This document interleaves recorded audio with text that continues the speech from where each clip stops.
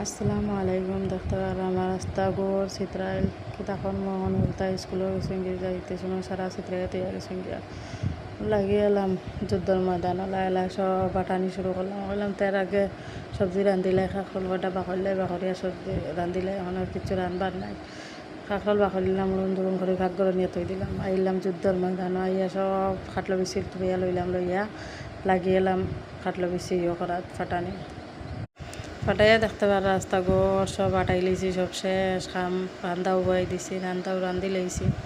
দেখতে পারলা খাটলো বেশি দিয়া জ্বর দিয়া খাকরল দিয়ে রান্ধি লইছি বা ভাতও বয়াই দিছে আইলাম খাটল ভাঙ্গাত বললাম খাটল একটু যদি আইনজনতে আগুও খাটিয়া খাইলাই লাগিয়ে এলাম দুরুম করে খাটল ভাঙ্গাত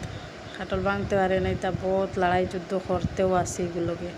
করিয়া যাইও খুললেইছি খুলিয়া লাগিয়েছে আমার খাটল করাত এখনও তা মুজি যেন মুজিও তার সারা লই লিছি